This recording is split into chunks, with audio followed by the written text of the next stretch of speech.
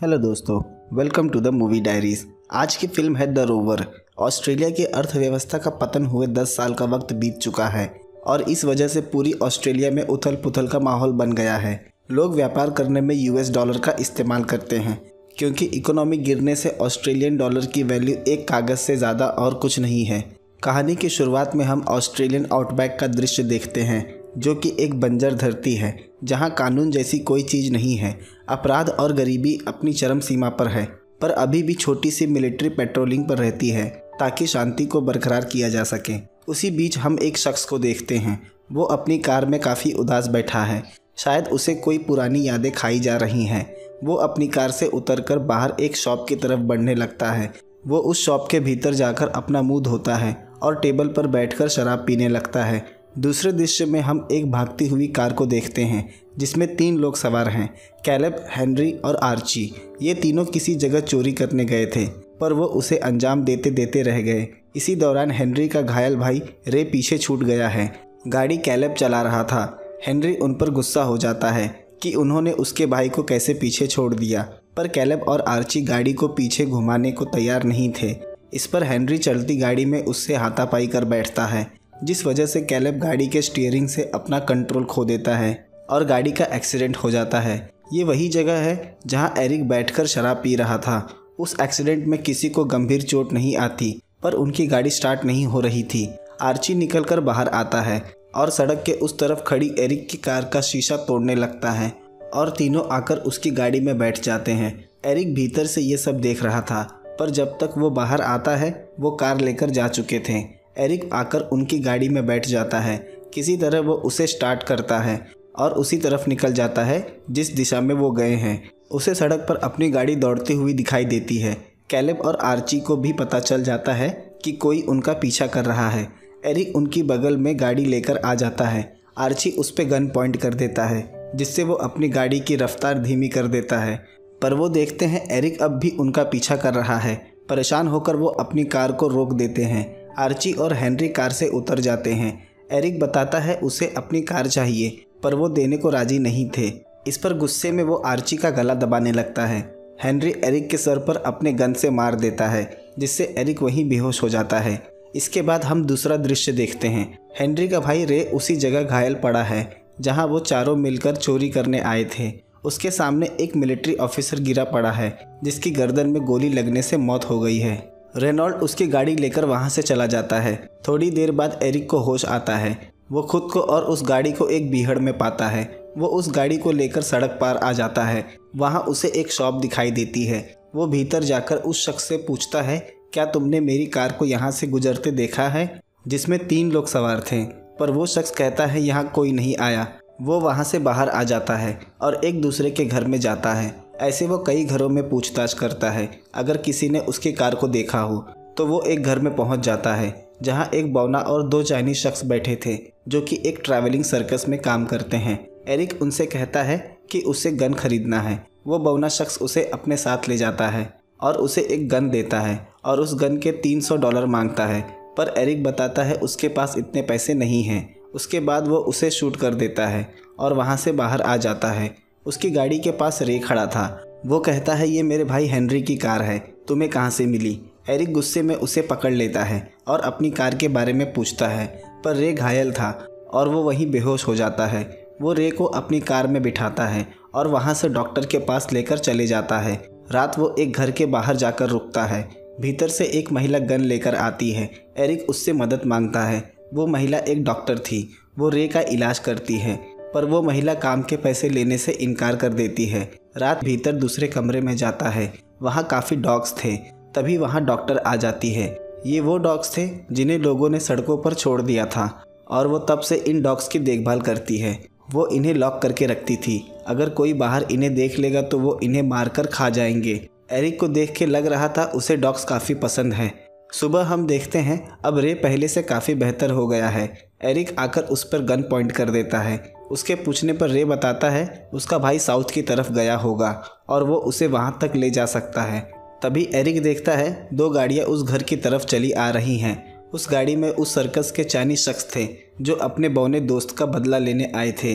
जब डॉक्टर का दोस्त उस गाड़ी के पास पूछताछ करने जाता है तो वो उसे मार देते हैं। ये देख डॉक्टर रोने लगती है। एरिक उन दोनों चाइनीज़ को शूट कर देता है। वो डॉक्टर एरिक से हाथापाई करने लगती है क्योंकि उसकी वजह से उसका साथी मारा गया, पर एरिक उसकी गर्दन दबा देता है। उसके बाद रे और एरिक वहाँ से साउथ की तरफ निकल जाते हैं। शाम तक वो साउथ की डायरेक्शन में ड्राइव करते हैं और रात गुजारने के लिए एक मोटेल में रुक जाते हैं।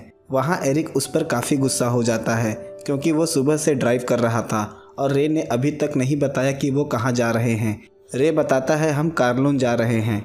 रे दिमागी रूप से स्थिर नहीं है। बचपन से वो ऐसे लोगों के बीच रहा है जो उसे प्रोटेक्ट करते थे और वो पूरी तरह से उन पे निर्भर था। उसे नहीं लगता कि वो कभी आत्मनिर्भर होकर जी पाएगा क्योंकि वो काफ़ी धीमा और ज़रूरतमंद है और उसे ऐसा लगता है हर पल कोई उसकी मदद और देखभाल करने के लिए उसके पास रहे।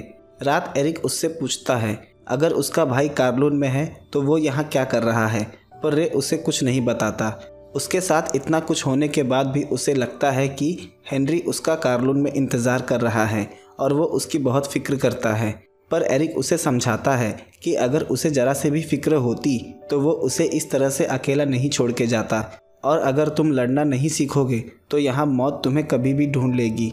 रे उठकर अपने रूम में चला जाता है। वो देखता है टेबल पर गन रखी हुई है। वो उसमें गोलियां भरता है। तभी वो खिड़की से बाहर देखता है, बाहर आर्मी व्हीकल पेट्रोलिंग पर है। उसे लगता है उस आर्मी ऑफिसर ने देख लिया है। वो बेड के पीछे जाकर छिप जाता है और दरवाजे की तरफ निशाना लगा देता है। तभी बाहर से किसी के नॉक करने की आवाज़ आती है। उसे लगता है ये वही सोल्जर होगा।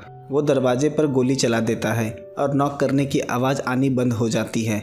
वो उठकर दरवाज़ा खोलकर देखता है और शॉक हो जाता है। वो मोटेल मालिक की बेटी थी जो दरवाज़ा ठोक रही थी। गोली लगने से उसकी मौत हो गई थी। तभी वहाँ सोल्जर आकर रे को शूट करने लगता है। रे भी भीतर से फायरिंग करने लगता है। तभी एरिक वहाँ आ जाता है और वो उस सोल्जर को मार देता है और वहाँ से वो दोनों अपने आगे के सफ़र पर निकल जाते हैं। सफ़र में दूर दूर तक जहाँ भी नज़र जा रही थी सिर्फ बंजर ज़मीन और पहाड़ ही नज़र आ रहे थे। रात वो एक बंद पड़े माइन के पास अपना कैंप लगा लेते हैं। रे के पूछने पर एरिक बताता है वो एक फार्मर है, पर यह बात काफ़ी संदेहजनक थी कि एक किसान इतनी अच्छी गन चलाना कैसे सीख सकता है। रे बताता है उसका भी बचपन एक फार्म में बीता है, पर एरिक उस पर गुस्सा हो जाता है कि वो ये सब उसे क्यों बता रहा है। दोनों वहीं सो जाते हैं। सुबह रे की नींद खुलती है। वो देखता है एरिक सो रहा है।